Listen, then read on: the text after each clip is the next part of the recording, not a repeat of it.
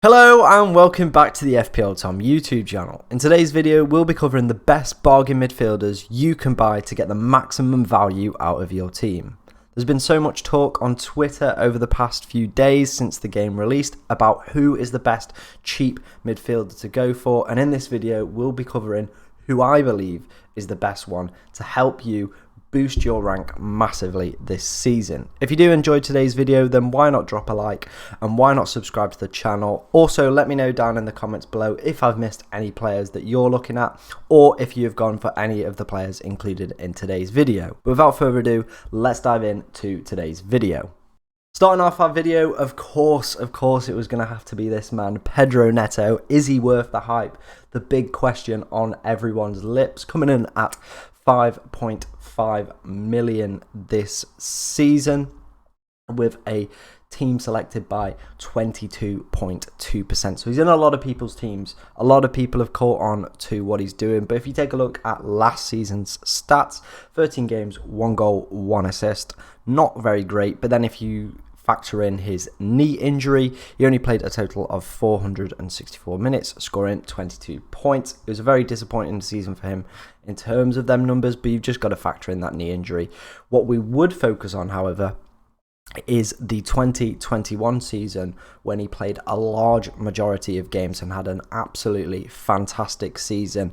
In that season, he played 31 games, scoring 5 goals and getting 7 assists and accumulating 117 FPL points, scoring him as the highest Wolves scoring player in midfield for that season. He was also the 6th highest scoring 5.5 million midfielder. However, the 5 above him had played a lot more games.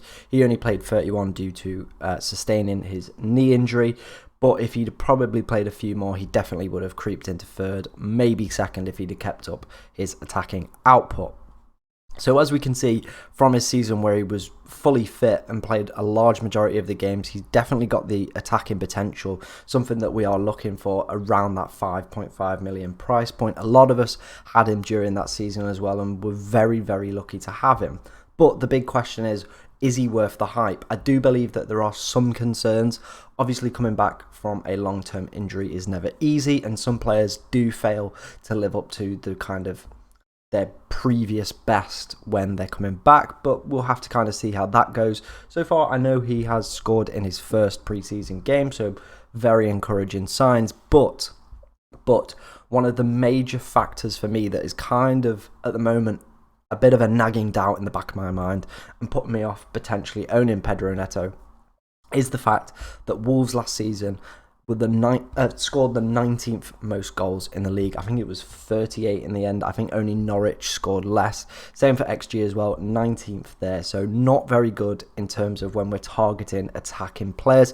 That may be due to the fact of maybe missing players, or it might have been down to the fact of a managerial change in terms of Bruno Large obviously having a lot more of a different tactical approach to Nuno. I think that's another big factor as well. Obviously, when Pedro Neto put up these fantastic numbers in the 2021 season, he was under a different manager. Can he then recreate that under a different system and under a different manager? That's what I'm saying. There's a lot of factors kind of underpinning the decision making behind Pedro Neto. I think a lot of people have kind of forgot how bad Wolves were at attacking last season. I think they were very lucky to finish where they did.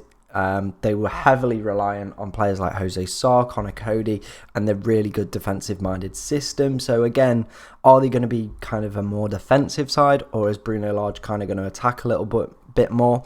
For me, I currently believe Wolves might go down, just purely down to that fact of a lack of scoring goals. All it takes is one injury at the back and kind of that whole defensive system crumbles. But we will see. Let me know what your thoughts are on Pedro Neto. I'm still a little bit undecided, to be honest. He's in my current draft at the moment, but let me know if he makes it into your team. Continuing with the Wolves theme, very Wolves orientated, very start of the video, and we start with Morgan Gibbs-White, another midfielder coming in at 5.5 million. Now, the reason I've included Morgan Gibbs-White is he had an absolutely fantastic season last year in the Championship on loan at Sheffield United, and he could be a really, really good differential. 0.4% ownership, as you can see in the top left. And just watching some of the highlights from last season of Gibbs-White, you can see he's an excellent passer of the ball. He's got really, really good, strong positional awareness. A lot of the goals, he's running in late, or he starts the attack on the edge of the box and kind of works his way into the box. Really, really good positional awareness. You know, it's not just long shots that he can score, but he does also have that in his repertoire. Really, really good finisher of the ball as well. But it's that positional awareness for me is such a big thing.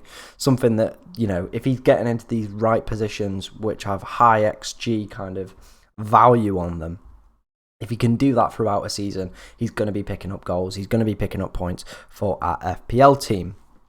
Obviously, we spoke about last season, 11 goals, 9 assists, and 55 chances created in the championship. Very, very good numbers. Pretty much on par with Philip Billing in terms of goal contributions. I know there have been a lot of people potentially talking about him. I spoke about him in my championship player video, so if you want to go check that out, I will leave a link to that in the description. But yeah, very similar numbers to Philip Billing in terms of goal involvement, and he made it into the team of the season. So, you know, maybe Morgan Gibbs-White should have potentially deserved to go in there as well. Obviously, as well, there are rumours at the moment going around that Morgan Gibbs-White could potentially leave Wolves. There's interest from Nottingham Forest, Crystal Palace and Everton. I think if he went to Palace, that would probably be the best place for him to flourish. Kind of maybe he could potentially play a similar role to what Conor Gallagher did last year for them, but we will have to wait and see kind of what happens with Morgan Gibbs-White. But just a little bit of a differential to Pedro Neto, just something for you to think about, and a player that I've not really seen mentioned anywhere else on FPL Twitter. Let me know what you think of Morgan Gibbs-White. Would he potentially make it in your team, or are you kind of looking at more exciting, maybe more nailed on options? The next player that we're going to take a look at is Manuel Lanzini, another player at the 5.5 million price point. And again, another player with super, super low ownership of 0.4. West Ham have a very, very much mixed bag, to start the season. City at home on the first day, then Nottingham Forest, Brighton, Aston Villa, Tottenham, Chelsea, Newcastle and Everton. So a lot of good fixtures in there, and then obviously a lot of bad fixtures in there. Playing 3 of the top 4 in your first 8 games is never ever good. But the reason I've gone for Manuel Lanzini, I was reading a post about set piece takers, and his name was put forward as he will be West Ham's penalty taker for this season now that Mark Noble has retired. He will currently be the cheapest penalty taker on the game at 5.5 million. Last season, he played 30 games, scoring 5 goals and getting 3 assists. 3 of those goals that he scored last season were from the spot as well. And he's also got the ability to score some absolutely world-class goals. Obviously, think about Palace away last season. That one where it kind of just kept bobbling up onto his feet.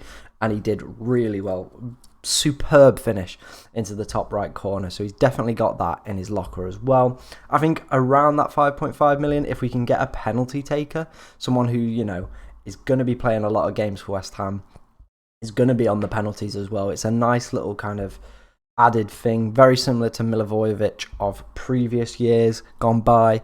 So yeah, I think as well you could make potentially an argument for Fornals, who did put up better numbers last season, but for me these 2 players seem very interchangeable, Pablo Fornals and Lanzini. That is my only issue with West Ham as well being in the Europa Conference League. There's a lot of rotation risk around West Ham players, the mixed bag of fixtures. Personally, I'm not looking at Lanzini, but I think if you want a player who is going to be taking penalties when they get them, and a player who is also going to play a large majority of games, then Lanzini could be the man for you, especially if West Ham get a lot of penalties. We could see him scoring really, really well. But there is a lot of question marks about when does a penalty come. You can't really determine that. You can't really judge when a player is going to get a penalty. You know, you could put him on the bench for the City game. That's the game they get a penalty. And, you know, he doesn't get one for the Forest, Brighton or Villa games in the following few game weeks. So that's kind of the unpredictability of targeting penalties. But for me, Lanzini, you know, he's not really going to make it into my team, but definitely one to consider. Maybe a little bit of consideration needed with him being the cheapest penalty taker on the game.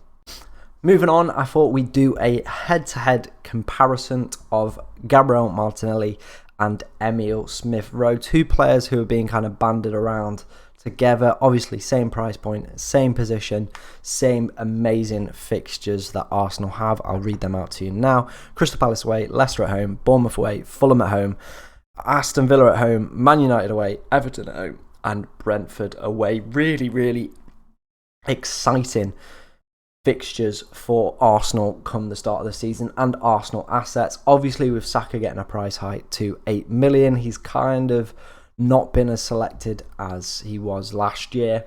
So people are looking at Martinelli, as you can see, with the team selected by in 15.2% of teams at the time of recording.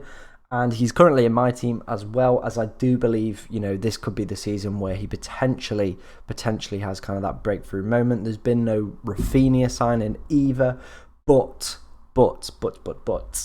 there obviously is a lot of rotation coming about with Arsenal having European football this season. So let's look at Martinelli's stats.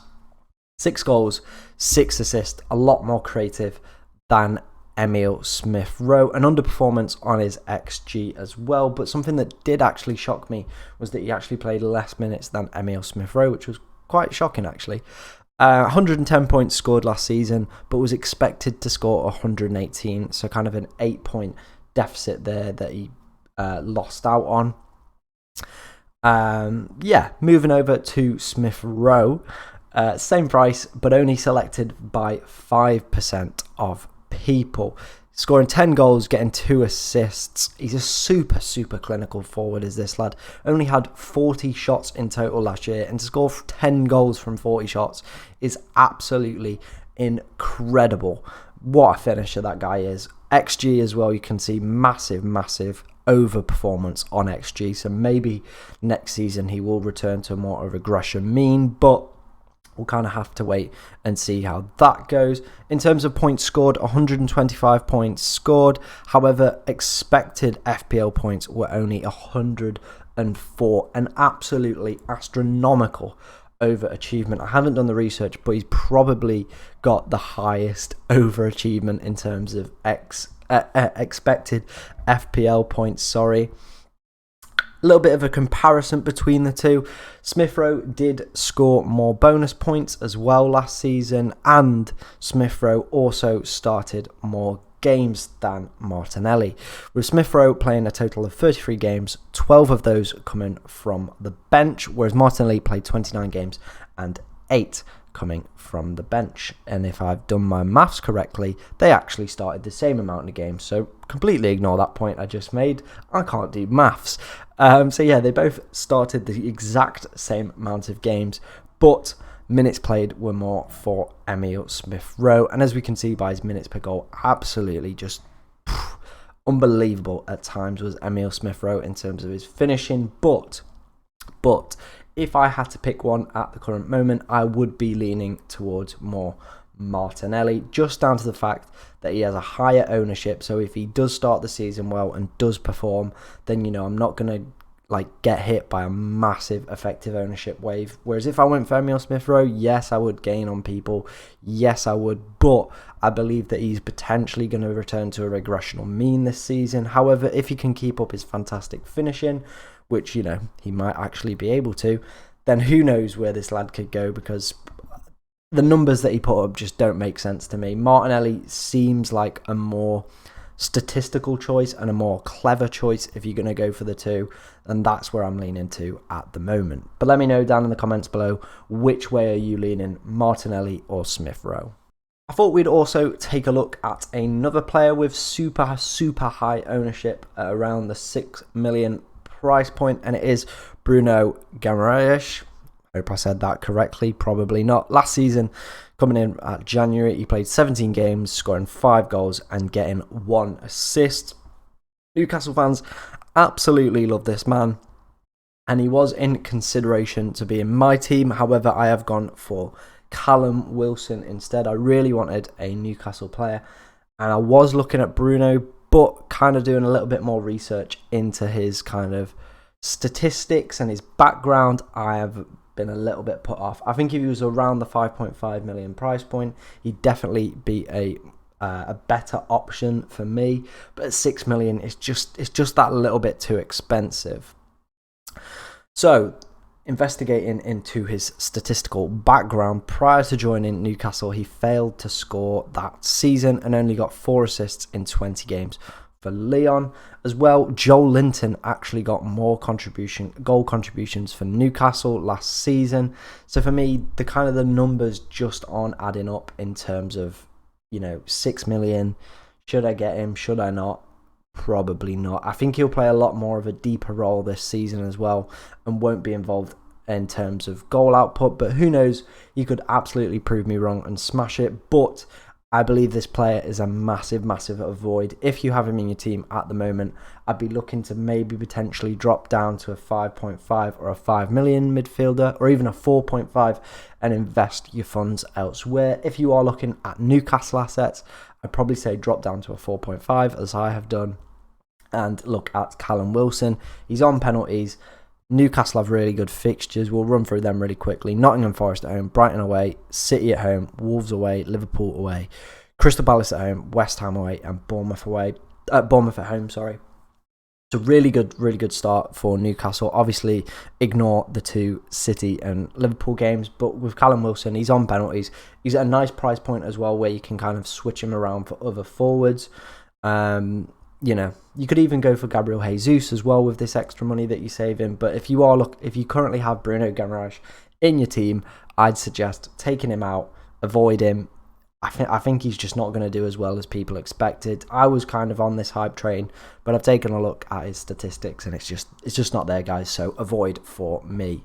And moving on to the final player of this video, and it is Pereira from Manchester United. Oh well, not from Manchester United anymore. He has now joined Fulham pretty much. I haven't seen any confirmation of this, but I imagine it will go out today or tomorrow that he's joined Fulham for around £10 million. For me, this man is going to be the go-to 4.5 million midfielder.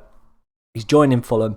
He's probably going to play every single game, which is what we want from our 4.5 million midfielders. And as you can see by team selected by 11.9%, people are cottoning on to this man. Last season, kind of the way that he was playing in Brazil, so the way that Serie A works is it starts at the start of like each calendar year. So he's only played 13 games last season, scoring 2 goals and getting 1 assist. XG and XA were not applicable. Couldn't find it absolutely anywhere, so unfortunately we couldn't add that.